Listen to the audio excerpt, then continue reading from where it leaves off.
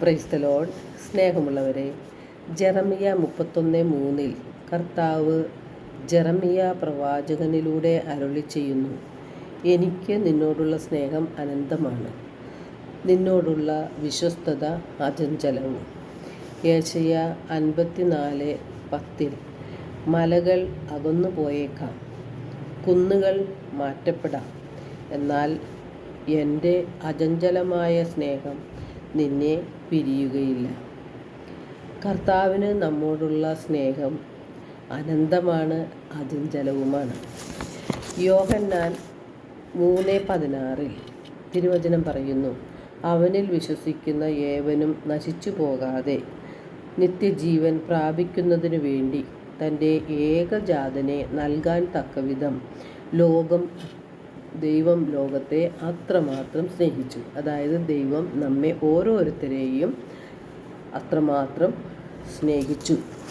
ഗലാത്തി 1:15 തിരുവചനം പറയുന്നു, ഞാൻ മാതാവിൻ്റെ ഉദരത്തിൽ ആയിരിക്കുമ്പോൾ തന്നെ ദൈവം എന്നെ പ്രത്യേകം തിരഞ്ഞെടുത്തു, തൻ്റെ കൃപയാൽ അവിടുന്ന് വിളിച്ചു. അപ്പോൾ എന്തിനാണ് ദൈവം നമ്മെ വിളിച്ചത്?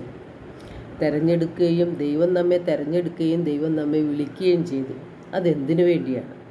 നാം വിശുദ്ധിയിൽ ജീവിച്ച് ദൈവത്തിൻ്റെ സ്വന്തം മക്കളായി ദൈവത്തോട് ഒപ്പം വസിക്കുന്നതിനു വേണ്ടിയാണ്. വെളിപാട് 3:20 തിരുവചനം പറയുന്നു, ഇതാ ഞാൻ വാതിലിൽ മുട്ടുന്നു, എൻ്റെ സ്വരം കേട്ട് വാതിൽ തുറന്നു തന്നാൽ ഞാൻ അവൻ്റെ അടുത്തേക്ക് വരും, ഞങ്ങൾ ഒരുമിച്ച് ഭക്ഷിക്കുകയും ചെയ്യും. ദൈവത്തിൻ്റെ സ്വരം നാം എങ്ങനെയാണ് കേൾക്കുന്നത്? ദൈവത്തിൻ്റെ സ്വരമാണ് ദൈവത്തിൻ്റെ വചനം. വചനങ്ങൾ മനുഷ്യൻ്റെ പാദങ്ങൾക്ക് വിളക്കും പാതയിൽ പ്രകാശവുമാണ്. ദൈവം നമുക്ക് വചനങ്ങൾ നൽകിയിരിക്കുന്നത് നാം നമ്മുടെ തെറ്റുകൾ തിരുത്തി നീതിയിൽ ജീവിക്കുന്നതിന് വേണ്ടിയാണ്. ഇരുതല വാളിനേക്കാൾ മൂർച്ചയേറിയ ദൈവത്തിൻ്റെ വചനം നമ്മുടെ ഹൃദയത്തിൽ വസിക്കാത്തത് എന്തുകൊണ്ടാണ് എന്ന് നാം ചിന്തിക്കണം. എല്ലാത്തിനുമുള്ള ഉത്തരം ബൈബിളിൽ തന്നെയുണ്ട്. യോഹന്നാൻ 5:38 തിരുവചനം പറയുന്നു, അവിടുന്ന് അയച്ചവനെ വിശ്വസിക്കാത്തത് കൊണ്ട് അവിടുത്തെ വചനം നിങ്ങളിൽ വസിക്കുന്നില്ല.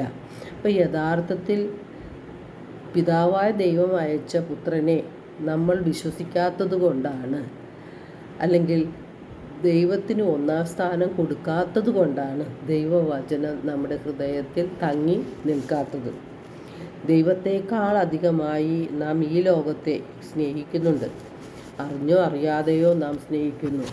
ഈ ലോക മോഹങ്ങളും മക്കളും ഭാര്യയും ഭർത്താവും അതുപോലെയുള്ള ഈ ലോകത്തിൻ്റെ ആഡംബരങ്ങളും ലോകത്തിലെ സ്ഥാനമാനങ്ങൾക്കും എല്ലാം നാം ദൈവത്തെക്കാൾ ഉപരിയായ ഒരു സ്ഥാനം കൊടുക്കുന്നത് കൊണ്ടാണ് ദൈവത്തിൻ്റെ വചനങ്ങൾ നാം വിശ്വസിക്കാത്തത്. ദൈവത്തിന് നമ്മുടെ ഹൃദയത്തിൽ അധികം സ്ഥാനവും കൊടുക്കുന്നില്ല.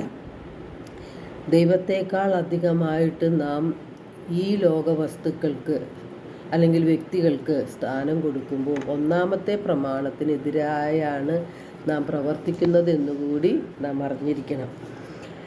ദൈവത്തിൻ്റെ വചനങ്ങൾ നമ്മുടെ ഹൃദയത്തിൽ നാം സൂക്ഷിക്കുകയാണെങ്കിൽ പാപത്തിൽ നിന്ന് അകന്ന് ജീവിക്കാനായിട്ട് നമുക്ക് കഴിയും.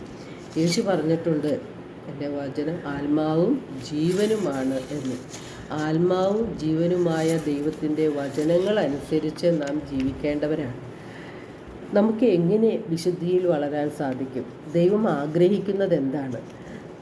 നാം വിശുദ്ധിയിൽ വളരണം എന്നാണ് ദൈവം ആഗ്രഹിക്കുന്നത്. അപ്പോൾ നമ്മുടെ ഹൃദയത്തെ വിശുദ്ധിയിലേക്ക് കൊണ്ടുപോകണം. നമ്മുടെ ഹൃദയത്തിൽ വചനം സൂക്ഷിച്ചാൽ പാപത്തിൽ നിന്ന് അകന്ന് ജീവിക്കാൻ സാധിക്കും. എല്ലാ അശുദ്ധിയും വർദ്ധിച്ചു വരുന്ന തിന്മകളും ഉപേക്ഷിച്ച് നിങ്ങളിൽ പാകിയിരിക്കുന്നതും നിങ്ങളുടെ ആത്മാക്കളെ രക്ഷിക്കാൻ കഴിവുള്ളതുമായ ജീവൻ്റെ വചനത്തെ വിനയപൂർവ്വം സ്വീകരിക്കണമെന്ന് വിശുദ്ധ യാക്കോബ് ശ്ലീഹ പറയുന്നുണ്ട്. യോഹന്നാൻ 15:3 യേശു പറയുന്നു, ഞാൻ നിങ്ങളോട് പറഞ്ഞ വചനം നിമിത്തം നിങ്ങൾ വിശുദ്ധിയുള്ളവരായിരിക്കുന്നു. സങ്കീർത്തനം 119:11 സങ്കീർത്തകൻ പറയുന്നുണ്ട്, അങ്ങേക്കെതിരെ പാപം ചെയ്യാതിരിക്കേണ്ടതിന് അങ്ങയുടെ വചനം ഞാൻ എൻ്റെ ഹൃദയത്തിൽ സൂക്ഷിച്ചിരിക്കുന്നു എന്ന്. എന്തുകൊണ്ടാണ് നമുക്ക് തെറ്റുകൾ പറ്റുന്നത്? നാം എപ്പോഴും പറയാറുണ്ട്, എനിക്ക് ആ തെറ്റ് പറ്റിപ്പോയി. എന്തുകൊണ്ടാണ് നമുക്ക് ആ തെറ്റ് പറ്റുന്നത്? അതും തിരുവചനങ്ങളിലൂടെ വ്യക്തമായി പറയുന്നുണ്ട്. വിശുദ്ധ മത്തായിയുടെ സുവിശേഷം 22-29 വിശുദ്ധ ലിഖിതങ്ങളോ ദൈവത്തിൻ്റെ ശക്തിയോ അറിയാത്തത് കൊണ്ടല്ലേ നിങ്ങൾക്ക് തെറ്റുകൾ പറ്റുന്നത് എന്ന്. വിശുദ്ധ ലിഖിതങ്ങൾ ദൈവവചനമാണ്. അവ ദൈവം തന്നെയാണെന്ന് യോഹന്നാൻ 1:1 പറയുന്നുണ്ട്. ആദിയിൽ വചനമുണ്ടായിരുന്നു, വചനം ദൈവത്തോടു കൂടെ ആയിരുന്നു, വചനം ദൈവമായിരുന്നു. അപ്പോൾ ദൈവം തന്നെയായ ഈ വചനങ്ങൾ നമുക്ക് അറിയാത്തത് കൊണ്ടാണ് നാം തെറ്റിലും പ്രലോഭനങ്ങളിലും വീണു പോകുന്നത്. നമ്മുടെ നാവിനെ നിയന്ത്രിക്കാതെ നാം ഇങ്ങനെ വായിൽ തോന്നുന്നത് പോലെയെല്ലാം സംസാരിച്ച് മറ്റുള്ളവരെ മുറിപ്പെടുത്തുന്നതും അതുകൊണ്ട് തന്നെയാണ്.